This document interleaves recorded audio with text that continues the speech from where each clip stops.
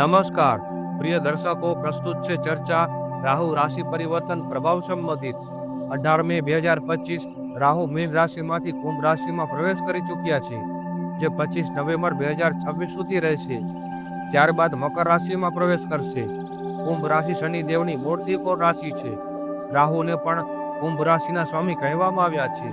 સિંહ રાશિ, આપની કુંડળીના 7મા ભાવમાં રાહુ ગોચર કરશે। આ ભાવ દાંપત્ય જીવન અને જીવનસાથી સાથે જોડાયેલ ભાવ છે। 7મો ભાવ વિવાહ, ભાગીદારી, દાંપત્ય અને સંબંધોનો ભાવ છે। રાહુની 11મા ભાવ અર્થાત લાભ ભાવ પર દ્રષ્ટિ ધન લાભ કરાવશે। રાહુ અને ગુરુની 3જા ભાવ પર દ્રષ્ટિને કારણે વાણી ચાતુર્ય આપશે, જેને લીધે આપ ચાલાકીથી સમસ્યાનું નિવારણ આસાનીથી કરી લેશો।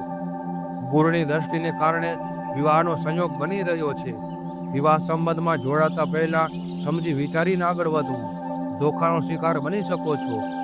આપને સંબંધોમાં કોઈ ત્રીજી વ્યક્તિને લઈને સમસ્યા ઉત્પન્ન થઈ શકે છે, તો સાવચેત રહેવું। જીવનમાં ઈમાનદારીપૂર્વક કાર્ય કરશો તો સફળતા મળશે। શનિની ઢૈયાને કારણે આ ગોચર સામાન્ય રહેશે।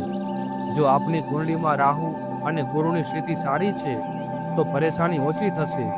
ઉપાય માટે શનિવારે સાંજે એક નાળિયેરને વચ્ચેથી કાપીને અંદર કાળા તલ ભરીને વહેતા પાણીમાં પ્રવાહિત કરી દેવું આપના માટે શુભ રહેશે।